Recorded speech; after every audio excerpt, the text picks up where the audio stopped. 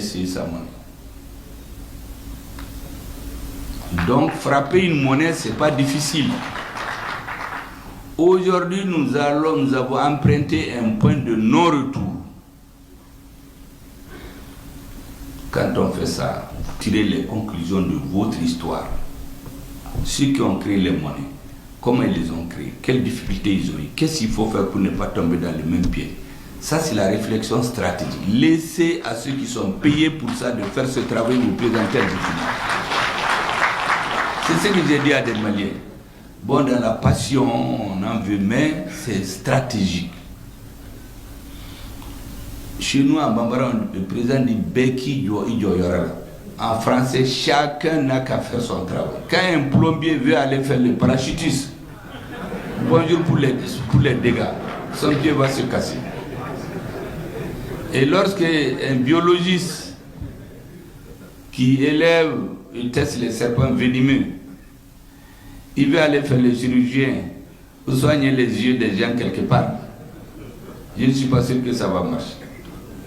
Laissez les financiers. C'est une question, vous ne pouvez même pas imaginer qu'elle est laissée comme ça. Il y a des gens qui sont payés pour ça. Les ministères et les techniciens des finances et les chefs d'État. Quand ils vont finir cette question, parce que c'est qu'on veut qu'on dévoile tout ce qu'on est en train de préparer. Mais on ne va pas le faire. La meilleure façon d'échouer, c'est de dire à l'adversaire tout ce que tu veux faire. C'est pourquoi les autres avaient dit avant, l'Afrique, tel pays ne sera pas la vache laitière. Parce qu'on leur a dit ce qu'ils veulent faire. On ne va rien dire à personne. Le jour advienne que pourra, mais on veut que l'AES marche. Pour le reste, vous savez, concernant les Peuls, je ne vais pas éluder cette question. Moi, j'ai dit aux Maliens que moi, je suis un métis. Mon arrière-grand-père, quand vous le voyez, il est comme un arabe. Il a certains de ses enfants qui sont blancs, comme des tamashek. D'autres sont noirs, comme du charbon, là. Ils sont même bleus. Il n'y a que les dents et les yeux qui sont blancs chez eux. D'autres ont des cheveux crépus, des vrais nègres, bien bon teint là. D'autres sont noirs, ils ont les cheveux lisses. Il y a un peu de tout. Donc quand tu viens chez nous, tu veux parler mal des tamashek, ou des Peuls, ou des Arabes, ou des Songoïs, tu ne trouveras personne pour t'écouter. Tu trouveras toujours des adversaires. Parce qu'on est un pays métissé. Et l'avenir appartient au métissage. Maintenant, qu'est-ce que ceux qui veulent détruire nos États ont fait? À chaque étape de la colonisation, ils choisissent un thème. La communauté Peul, c'est la plus nombreuse en Afrique. Elle va géographiquement du Cameroun jusqu'au Sénégal. Quand tu touches à un Peul, les chefs d'État qui ne sont pas instruits, les jeunes Peuls qui ne sont pas instruits, ils se mettent tous là-dedans. Avec la pauvreté. Moi, j'ai écouté des interviews du président Ibrahim Traoré, où quand ils étaient au front, ils marchaient des villages entiers, il n'y avait rien.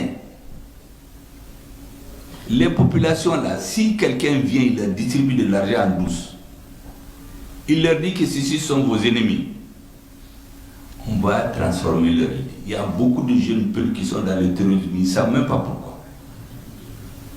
Moi, j'ai vu des présidents en Afrique qui se sont mis parce qu'ils sont Peuls à quitter le Burkina. Mais il y a un compatriote, je lui ai dit de lui poser la question, est-ce qu'il a des preuves? Vous savez ce qu'il nous dit, que lui l'a vu dans les réseaux sociaux. Mais ça, c'est quoi ça? Un président qui accuse un autre État à partir de ce qu'il a vu dans les réseaux sociaux, parce que lui, il est Peul. C'est fait exprès pour qu'on tombe là. Quand les colonisateurs sont venus, ils ont eu toutes les difficultés avec les Peuls. C'est des gens guerriers qui n'acceptent pas la soumission. Les colonisateurs pendant 70 ans n'ont jamais eu la paix avec les Peuls. Donc ils se sont dit, inoculons le venin. Parce que le sang, quand tu coûtes, c'est du venin. Les Peuls du Mali qui ont vécu avec les Dogons pendant plus de 1000 ans, ils se sont mis à les tuer. Au début, vous savez ce qu'ils faisaient? On tuait les chefs religieux Peuls et les chefs de village. 2015, 2016, les premiers morts sont allés au Burkina. L'étape, donc quand tous les peuples ont commencé à prendre peur, on va travailler le cerveau des jeunes, que c'est leur affaire. Maintenant, ils viennent, ils mettent le feu, ils tuent les Dogons, ils courent pour aller se cacher dans les hameaux Peuls. Le Dogon dont on a tué le père est convaincu que c'est les Peuls qui tuent son père. Eux aussi, ils s'organisent, ils tombent sur des Peuls, ils les tuent. Une fois que le sang coule, c'est du poison. Et ce monsieur qui dit qu'il est Peul, ça s'étend jusqu'au Cameroun, jusqu'en Afrique. Tous les chefs d'État d'origine Peul se mêlent là-dedans. On a fait une affaire d'une communauté. En fait, c'est pour embraser l'Afrique. Des jeunes bergers Peul sont embobinés là-dedans. Dans l'EIGS, on les voit derrière leurs animaux. Il y a des ONG dont leur rôle, c'est de faire des enveloppes et les distribuer dans les nord du Mali et du Niger. Tous les mois, il y a des gens qui ne travaillent même pas. Ils ont tous les mois des enveloppes. On vient les voir. Ils vont voir des bergers qui n'ont rien. Ils leur donnent un peu d'argent, des armes. Ils recrutent d'un pays à l'autre. Comment vous pouvez comprendre cette histoire-là du Cameroun jusqu'au Sénégal? Les Peuls. Donc les gens par solidarité, les intellectuels, les avocats, les bergers, tout le monde rentre là-dedans.